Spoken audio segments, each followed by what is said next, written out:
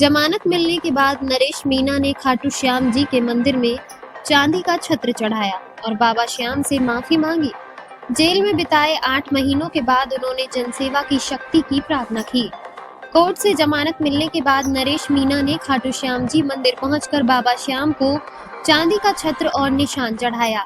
Jail में बिताए 8 महीनों के दर्द और आत्ममंथन के बाद नरेश मीना अपने परिवार के साथ बाबा श्याम की शरण में पहुंचे। उन्होंने बताया कि जेल में रहते हुए रोजाना बाबा से रिहाई की प्रार्थना करते थे और जब वे मन्नत पूरी हुई तो सबसे पहले बाबा श्याम के दरबार में हाजिरी लगाई, जिसके साथ पूरा परिवार मौजूद था। मंदिर कमेटी ने विधिवत पूजा अर्चना करवाई और दर्शन के बाद मीना ने संत शिरोमणि आलू सिंह महाराज के भी दर्शन किए। नरेश मीना ने मीडिया से बातचीत में अपनी गलती स्वीकारते हुए कहा कि उन्हें एसडीएम को थप्पड़ नहीं मारना चाहिए था। उन्होंने माना कि वे क्षणिक आवेश था, लेकिन उससे जो हुआ वे गलत था और उन्हें उस पर पछतावा है। उन्होंने कहा कि चुनाव के बाद ही खाटू श्याम जी आने का मन था, लेकिन जेल चले गए।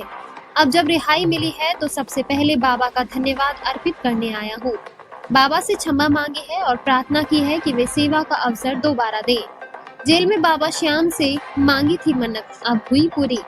नरेश मीना ने बताया कि जेल में उन्होंने रोजाना बाबा श्याम से प्रार्थना की थी कि उन्हें रिहाई का रास्ता दिखाएं।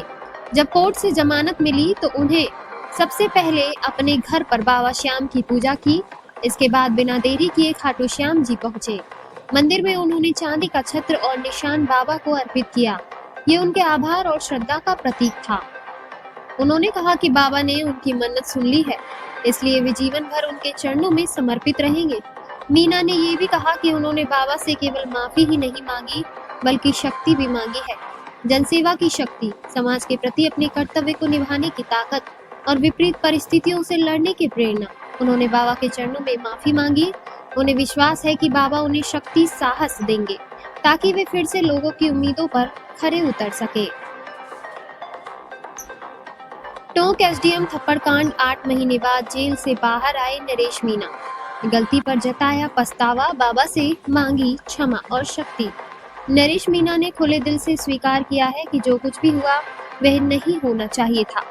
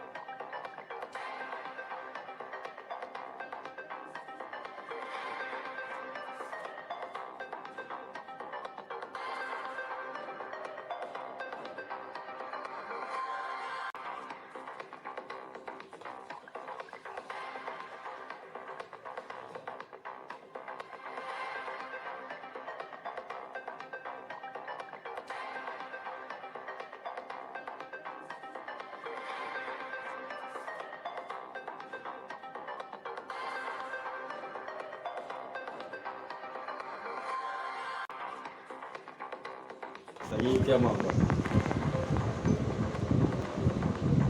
देखिए, मैं अभी उपचुनाव में चुनाव लड़ा था और आज मैं बाबा के दर्शन करने आपके यहाँ नीम अस्पताल आया हूँ और विष्णु जी का आशीर्वाद लेने यहाँ आया हूँ।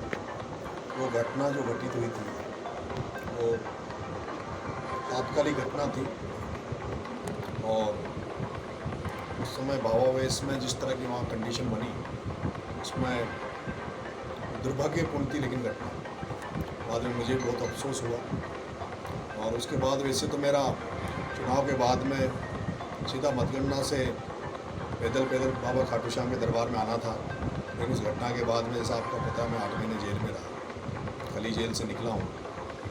सीधा मेरा मन था कि जेल से निकलने के बाद में सीधा बाबा खाटू श्याम के दरबार में, और आज मैंने बाबा खाटू श्याम के यहाँ आकर भोग लगाई, आशीर्वाद मांगा है, बाबा से शक्ति मांगी है कि जिस तरह से मुझे जनता का आशीर्वाद मिल रहा है, ईश्वर मुझे ऐसी शक्ति दे ताकि मैं जनता के हितों के लिए काम करता रहूं, जनमानस के लिए काम करता रहूं और अपने लिए लोगों के दिल में अपने लिए जगह बना पाऊं। ऐसे मैं बाबा से आशा। देखिए, मैं जो कुछ भी हूँ जनता की वजह से।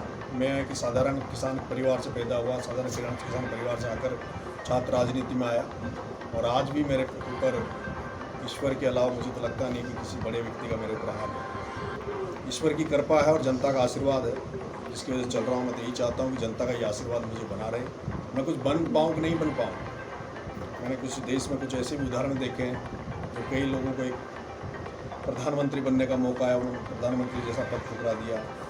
महाराष्ट्र में एक बार बाला साहेब ठाकरे को मुख्यमंत्री बनने का मौका आया, उन्होंने मुख्यमंत्री का पद ठुकरा दिया।